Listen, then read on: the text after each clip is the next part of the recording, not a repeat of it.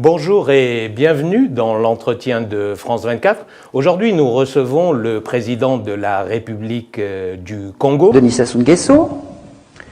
Monsieur Denis Sassou Nguesso, c'est un personnage assez folklorique. C'était Monsieur 17%.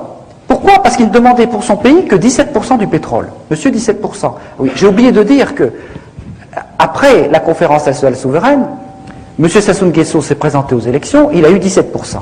Donc c'est vraiment Monsieur 17%. Bonjour et merci de nous accorder cet entretien. Vous avez été reçu au Palais de l'Élysée par votre homologue François Hollande. Avez-vous évoqué l'épineux dossier des biens mal acquis qui parasite un peu les relations entre Brazzaville et Paris? Oui, on l'a évoqué très rapidement. Nous voulons rappeler simplement que le principe auquel nous avons tous souscrit au plan international est celui de la non-ingérence dans les affaires intérieures des autres pays, que ce principe soit respecté pour que la justice en France ne se sente pas le droit de traiter des questions qui intéressent les problèmes intérieurs aux autres États. Voilà. Je vous rappelle, cher monsieur, quand même, que la convention adoptée par l'ONU, dite Convention de Mérida, ratifiée par la France et par bon nombre de pays, fait obligation aux États de la planète de faire en sorte que soient restitués aux populations concernées les avoirs détournés. C'est pas moi qui l'ai inventé, c'est le droit international qui le dit. C'est la Convention de Mérida qui le dit. Absolument. Le droit, c'est le droit. La loi, c'est la loi. Et personne n'est au-dessus des lois, pas même le président.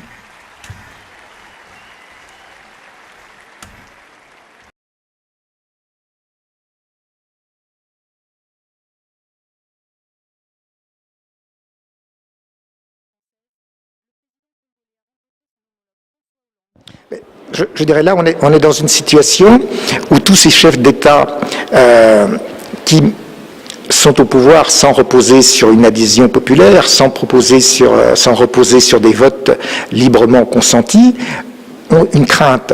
Leur crainte, c'est de perdre l'impunité. C'est pour ça qu'ils tentent tous de négocier des immunités et qu'ils ne veulent pas partir du pouvoir sans avoir obtenu des immunités, parce qu'ils craignent la justice. Ils craignent qu'une fois qu'ils quittent le pouvoir, la justice nationale et internationale intervienne à leur encontre. Le droit, c'est le droit. La loi, c'est la loi. Et personne n'est au-dessus des lois, pas même le président. Monsieur le Président, parlons un petit peu de votre pays. Il y aura des élections présidentielles en 2016 au Congo.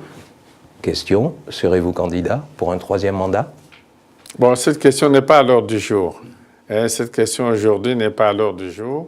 Sassou Nguesso, Sassou qui est un voyou. Je préférerais que ce soit des gens de meilleure qualité qui prennent la tête à Brazzaville, capitale de la France libre autrefois, de même que je n'étais pas favorable à ce que M.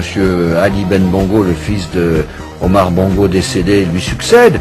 Mais ce qui m'a fait le plus de peine dans tout ça, vous savez ce que c'est?